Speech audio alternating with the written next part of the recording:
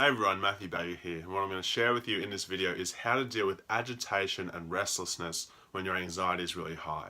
So this is one of the most common questions I get asked about anxiety because of course when you're in that really anxious, tense sort of state is when you can't think clearly, you don't feel like you have control over anything, you feel very, very agitated, your body's very tense, you may be shaking or trembling, all these sort of negative things can happen, and that's why of course what I'm going to share with you in this video, how to deal with that so you can get down to a more neutral, relaxed, chilled sort of state where you can sort of handle things more effectively and come up with some effective strategies on how to deal with the issue at hand. So that's what I'm going to go through now. But before I go through the actual strategy on how to deal with this restlessness, I just want to first explain why it's there in the first place. So many of you may know the fight or flight response. And what this is that let's say there's a bear in the woods, there's a serious threat to our sense of self or our well-being. You have two options, which is the fight response, which is where you may want to attack the bear to deal with the problem at hand, or the flight response, which is where you run away from it and hope that you get to a safe place and the bear won't harm you.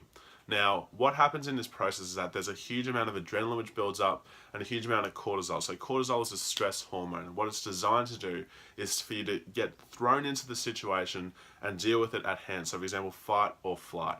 However, in this day and age, it's a little bit more complicated than that, and there's one other response, which is the freeze response. So back years ago, it would have been the fight or flight. Now there's also a freeze, which is where you don't do anything at all and you're just sort of frozen there. So the situation or the problem at hand may not be a bear. It may be, for example, guilt that you're experiencing in the past, or regret, or shame, or not being sure what's going to happen in the future and trying to deal with it as best you can, but you can't get to a place where you feel like you have control over it. And there's a huge issue about that. So again, it's a lot more complicated in these days. It's not just simply fight or flight, there's also freeze. And the problem with the freeze response is that you don't release the cortisol or the adrenaline at all. You don't put it to any use. So let's say, for example, you're really stressed out about a situation. Let's say you're getting bullied or something at school. What happens is that instead of fighting or flighting, you may just sort of freeze there and just take it all in. And all this cortisol gets stored in your body, can lead to very adverse effects.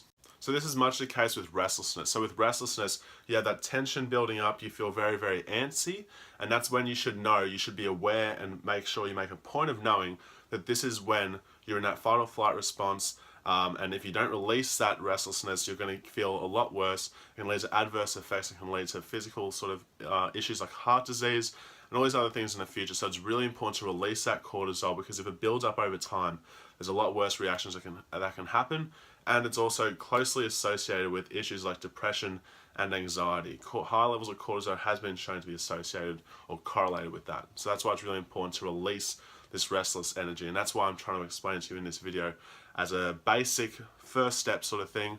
Try to release the restlessness or the cortisol which is in you.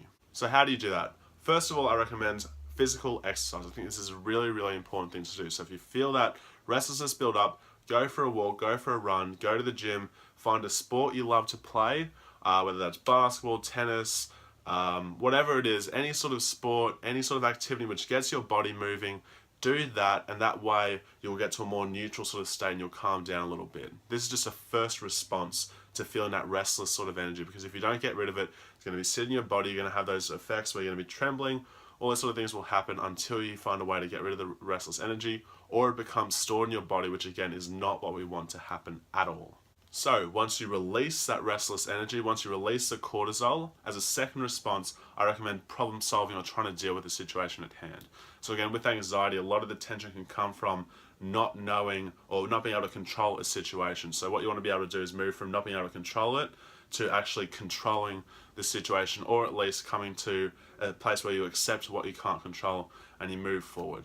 So what would problem solving involve? That may be, for example, journaling. It may be, for example, challenging negative thoughts, or anxious thoughts. So for example, you may want to go back to one of my other videos where I actually have a whole video on how to challenge anxious thoughts. It may be a lot of different things, whatever it can do to deal with the not being able to control anything. Like it may even involve meditation and trying to find out what's actually going on.